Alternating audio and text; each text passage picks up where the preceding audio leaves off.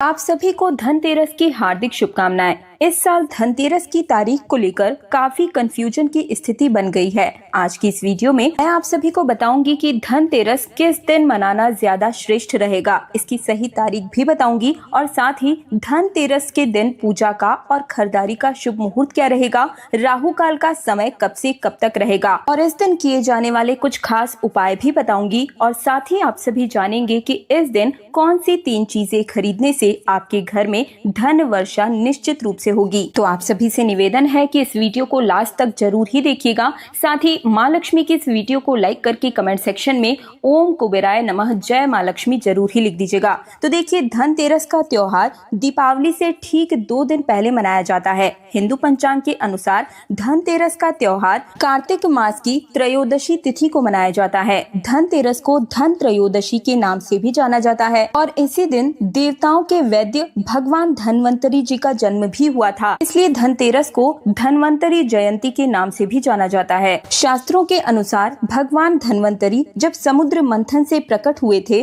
तो उनके हाथ में अमृत से भरा हुआ कलश था। इसी वजह से धनतेरस के दिन बर्तन खरीदना बेहद शुभ माना जाता है। दोस्तों, भगवान धनवंतरी को आरोग्य के देवता कहा जाता है और इनकी पूजा करने से अच्छी सेहत और रोगों से मुक्ति मिलती है।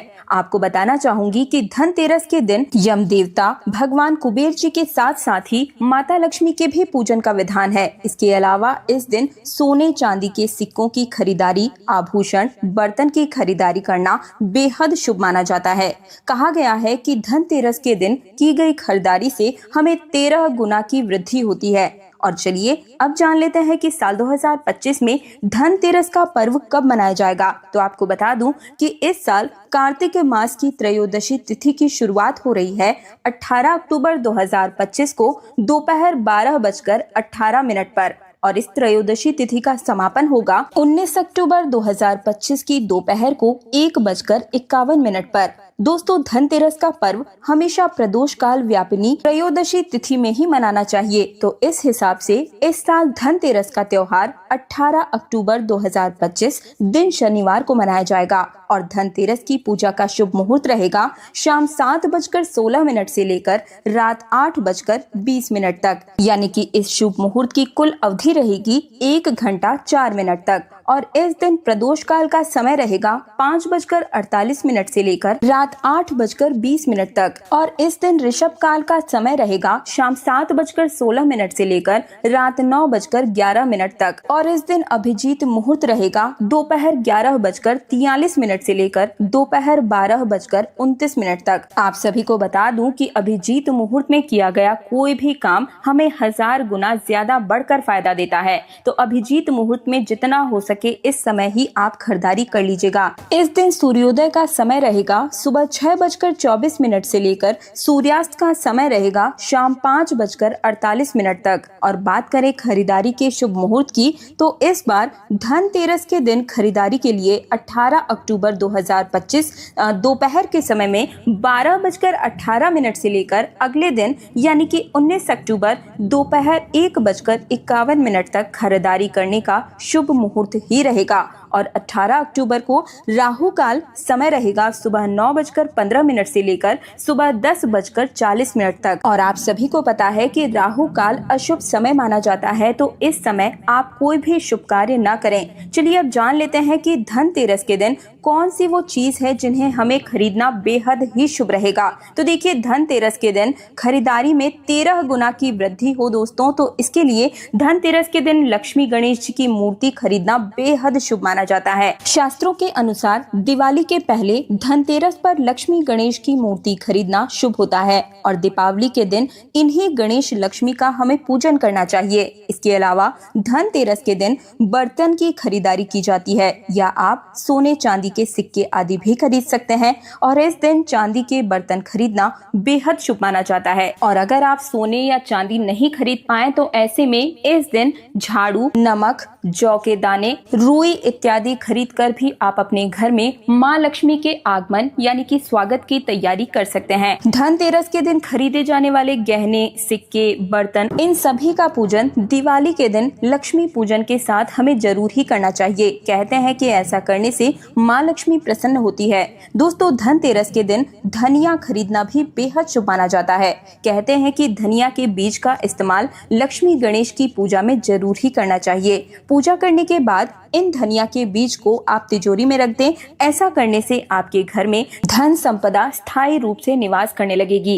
इस दिन कई लोग कुबेर जी के प्रतीक को भी अपने घर में खरीद कर लेकर आते हैं, जैसे कि कुबेर जी की मूर्ति या कुबेर यंत्र खरीदना धन को आकर्षित करने वाला माना जाता है। इस दिन मिट्टी के दीपक खरीदना भी बेहद शुभ माना जाता है।